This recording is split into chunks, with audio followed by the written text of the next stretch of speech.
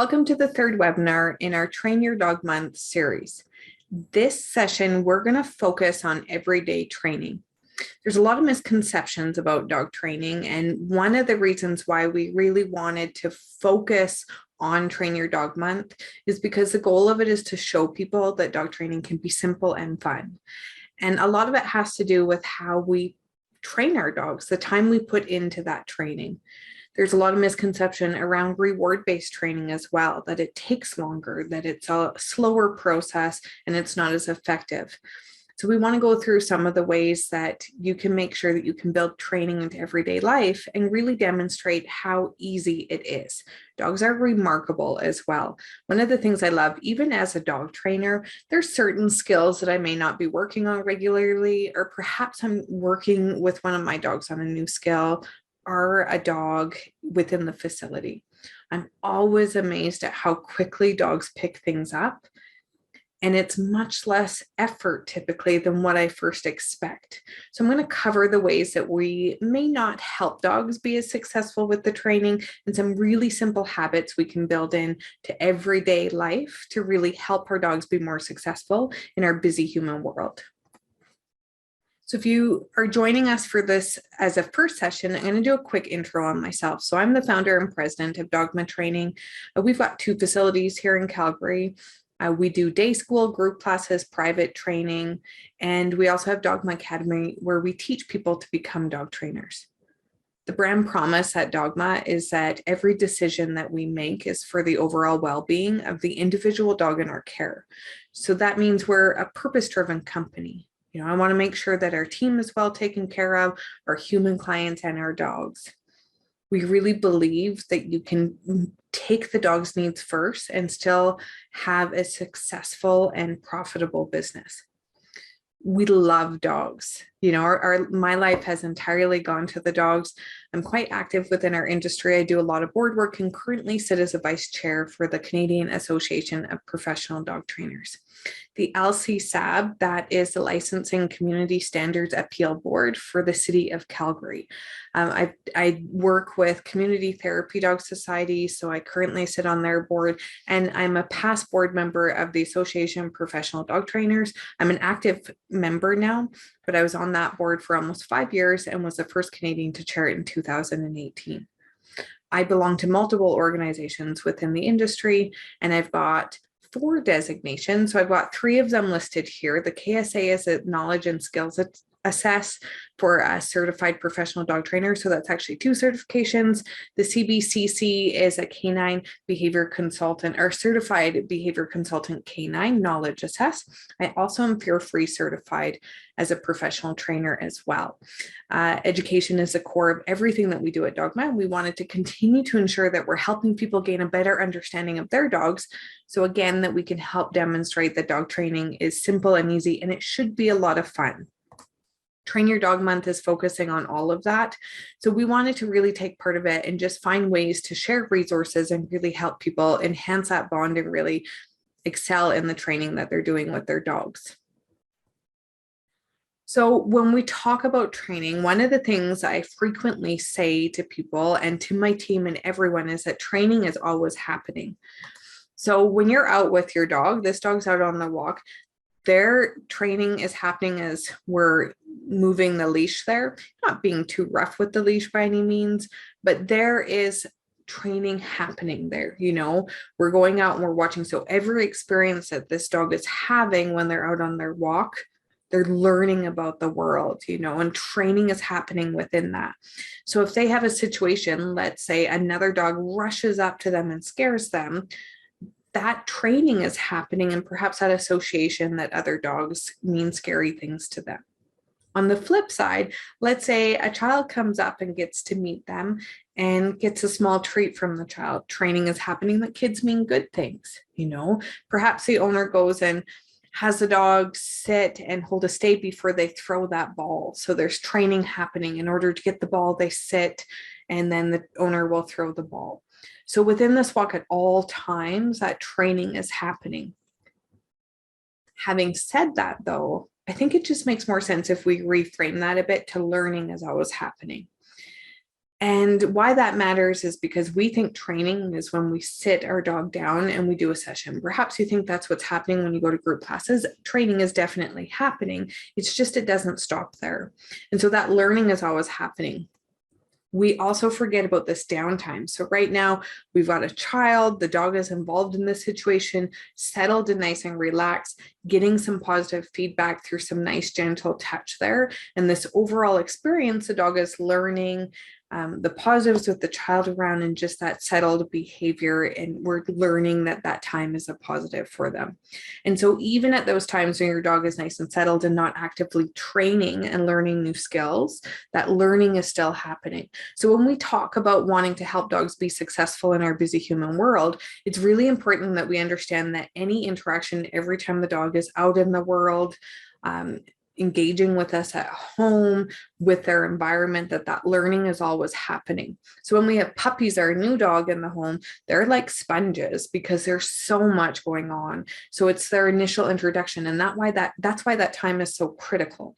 You know, if you bring a new puppy into the home, if we're not understanding that they're always learning and taking in the world, they can be learning some habits we don't want them to engage in when they get older. We make our jobs more difficult with that. So let's say we don't focus on that foundation behavior, or you have a situation where your dog's doing what you'd like to see and we're not actively rewarding that. So if you haven't watched this series, we have a capturing behavior webinar as our first one. And then we talk about offered attention, which is a form of that. And essentially it's just the ways that we want to ensure that we're identifying the behaviors that we want to see more from our dogs, and we're rewarding that. And why that's so important is because that learning is always happening. So if your dog does something and nothing happens and there's no positive association with it, then it just doesn't mean anything to them. So they might not continue to repeat it. If something bad happens, they're not going to repeat it. And our job to ensure that things are stress-free and they can build confidence and develop and really feel safe in our world is that we focus more on rewarding that behavior. Think about what we want them to do and making sure that we're making that rewarding behavior for them. And so it is a mindset shift, but important for us that we understand that learning's happening. Even with my dog, I have a 12-year-old dog. I still need to be aware of new situations or things and acknowledge it. So we haven't had a really active household because of the pandemic. And so when we do have people over, it's extra exciting. So I need to remember that learning is still happening. And how can I set her up for success, reward the behavior I want to see more of? And if there's things that aren't ideal, what do I want from her instead? And how can I train her to do that? And so what our typical perception of training is, we start with just teaching the skill. So here we have a trait. Let's say we're teaching this dog here how to sit. So we have that basis. We focus on our standard obedience skills. So we have sit, down, stay, loose leash walking, coming when called, drop it, leave it, maybe go to your place. So some of our skills, and attention. So name attention. So we have some general skills that we teach. And so we teach the dogs those skills initially. The next thing is we practice them. And so let's say you are taking your dog to a group class. You go on Monday nights to class, you have that hour where they're learning within class, and that's actually quite a long time, which is why we do breaks within class. So whether you're in puppy class, we do playtime breaks or just settling breaks. We do the same for adult classes. If we're out in the real world, we do sniff breaks and let them just go have a little decompression. And if you're in our fear and reactivity classes, their actual work time is quite minimal. And that's because it's a lot. It's not fair to expect that hour, and we're actually going to decrease their capacity of learning if we just keep training that entire time. So we want to make sure that we're giving them those breaks.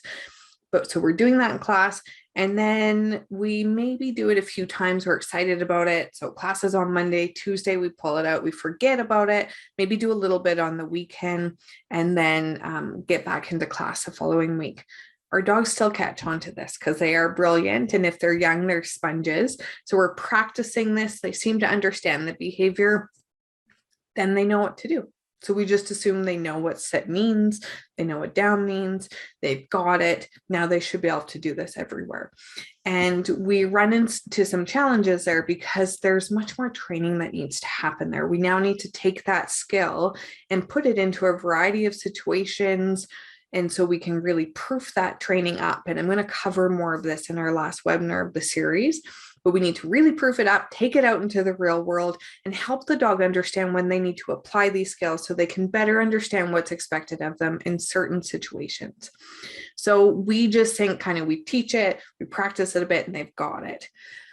And it falls apart then. And this is where we start to view the dogs as being disobedient or having some challenges and maybe being stubborn or dominant or all these terms we hear, when really it's just sort of a lack of overall training.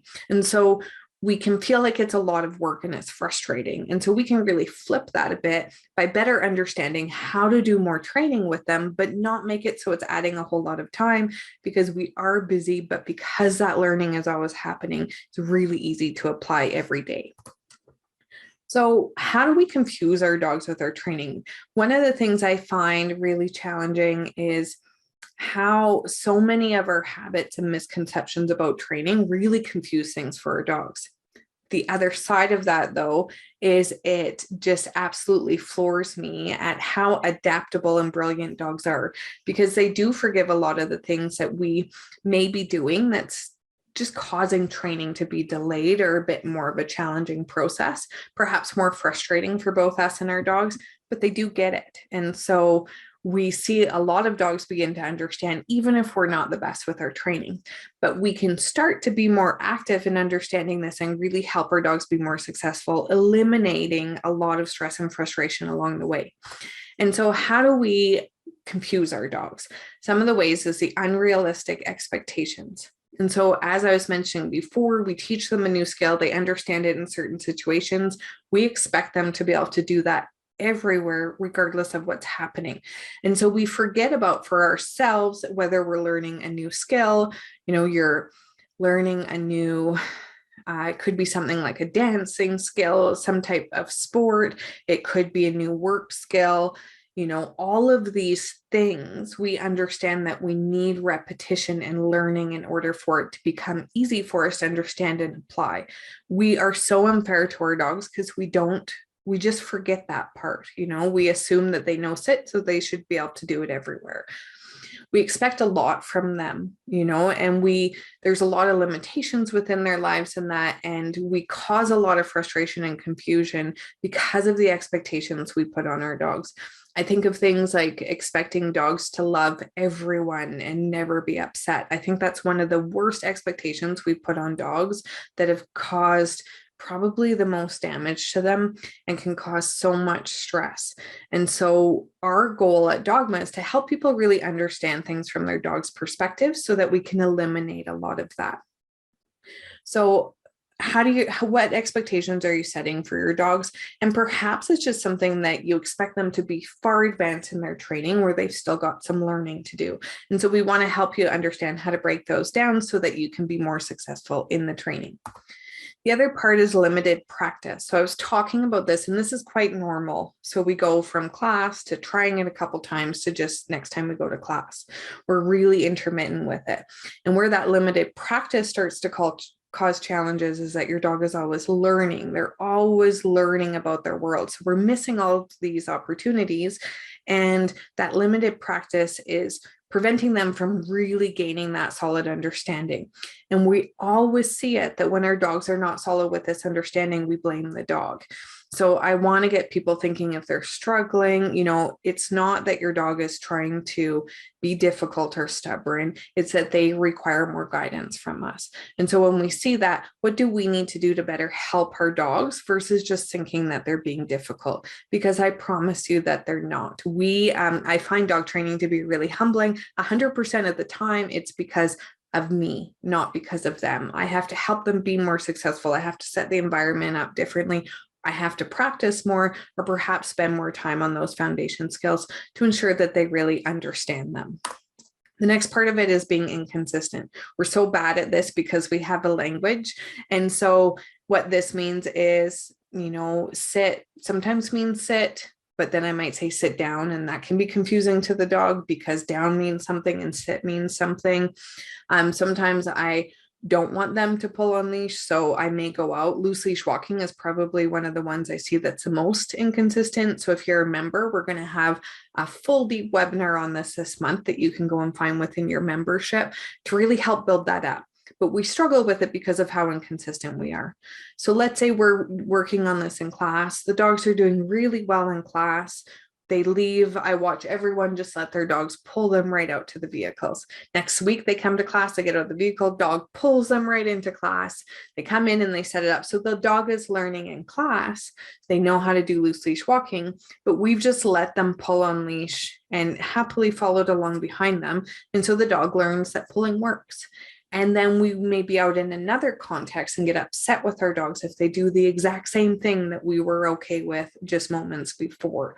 And so we need to ensure that we're being consistent. And there's lots of tips on these skills, ways to do that. So teaching on-off switches. So let's go means you walk at my side. Go sniff means you can pull me.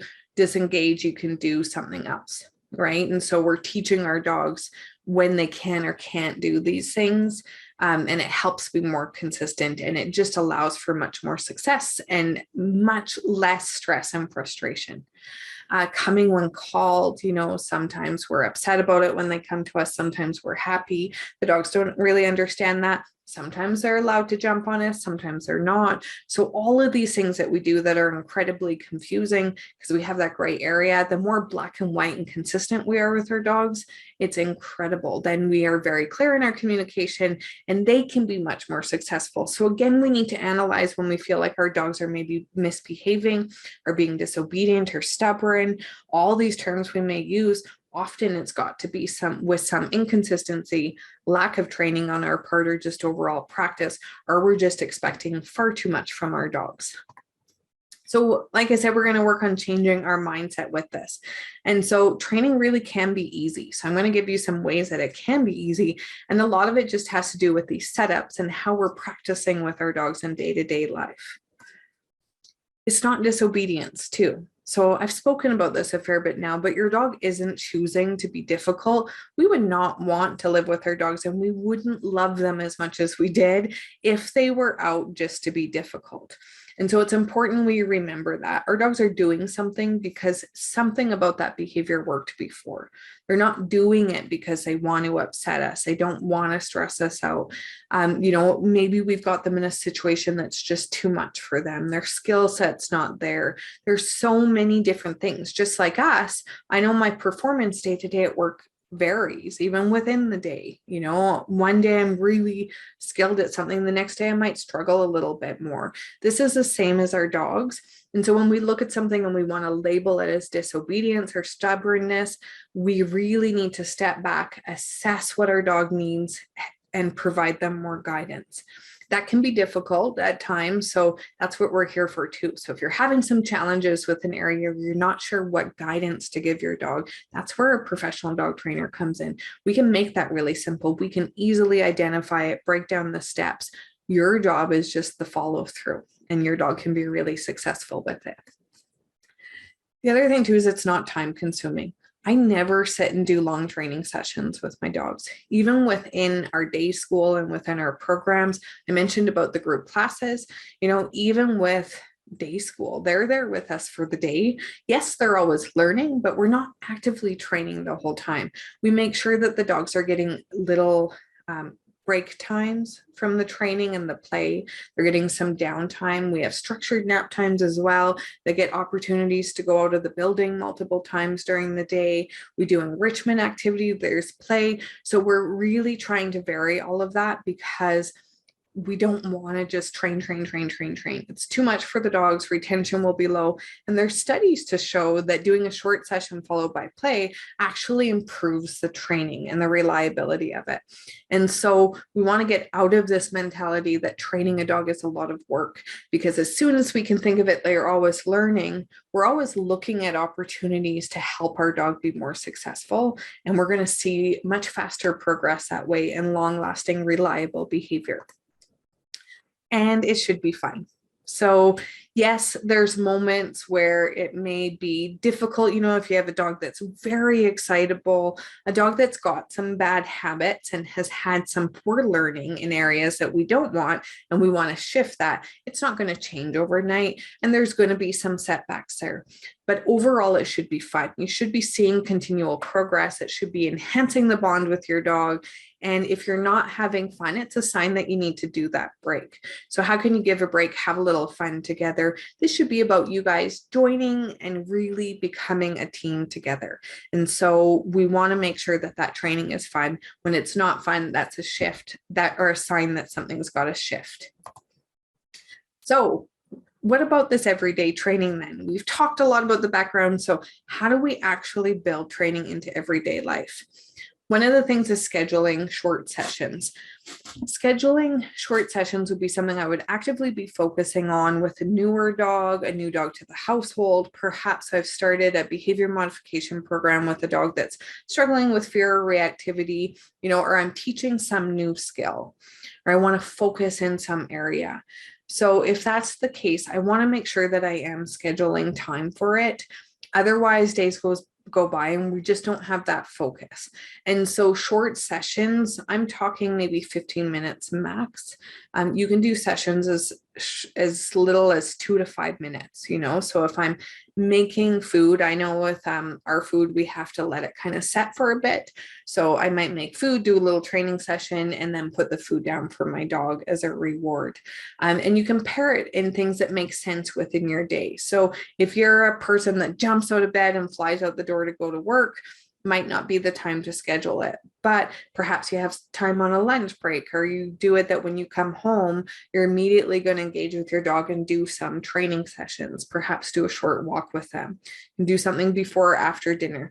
And just think about ways to schedule short little sessions, and they don't need to be tons. And typically I would suggest only working on a skill or two during a session as well, and really building from there. So we did offered attention as our last webinar. If you're still working with that, I would actually schedule times that you're doing short little sessions where it might be like, hey, I'm going to do 5 minutes before dinner. We're going to go outside on the front step when it's maybe busier, everyone's getting home from work and the dogs are maybe out more, and we're going to do a little bit of offered attention. So try to schedule the time, particularly when they're learning new skills, but the shorter, the better, more frequent, you're going to see much more progress as well.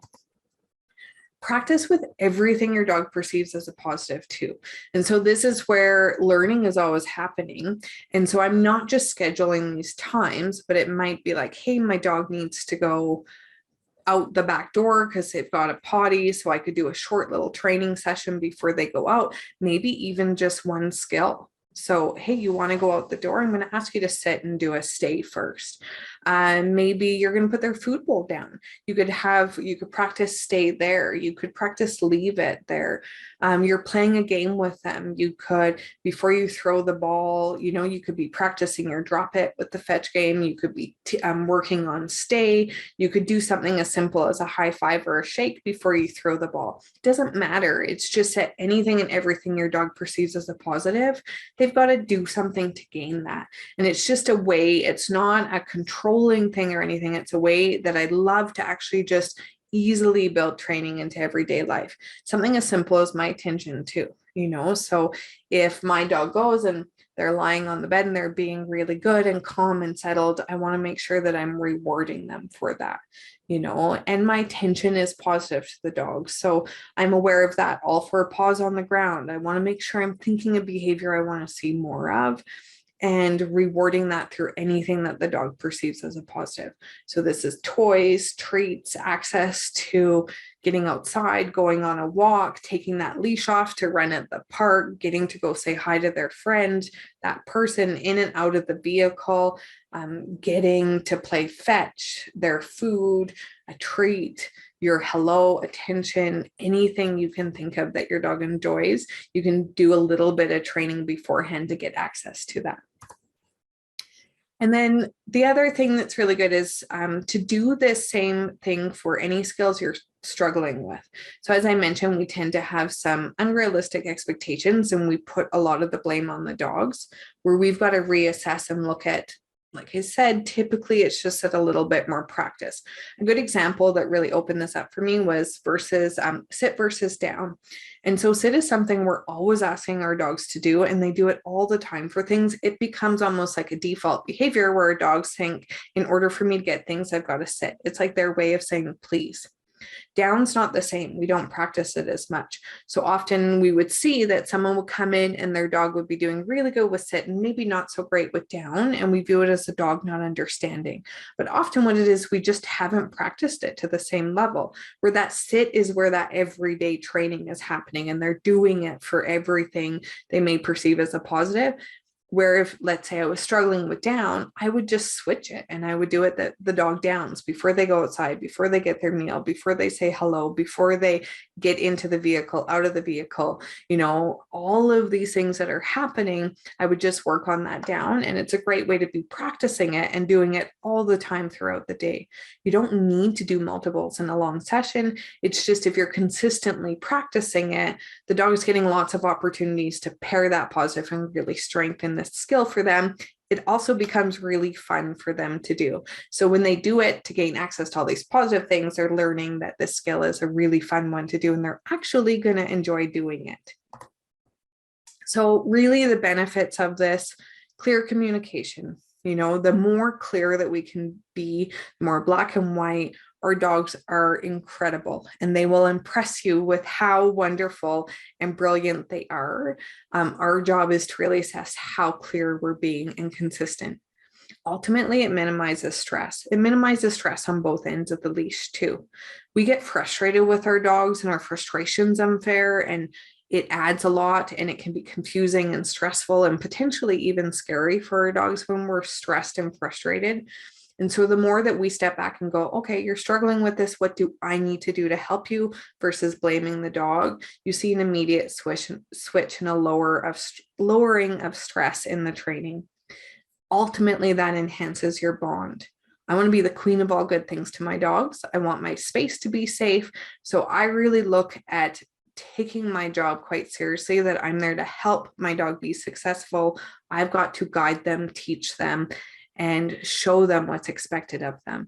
I do this through working training in everyday life, understanding that learning is always happening and ensuring that it's fun for my dog and for both of us within the training. So if you have questions about it, email us at training@dogmatraining.com, and otherwise get out, reassess some of those skills you may be struggling with or ways you've identified your dog as being disobedient. Step back a little bit. Don't be shy. Message us or comment here if you have any questions, and we'll be happy to help you. Okay, happy training.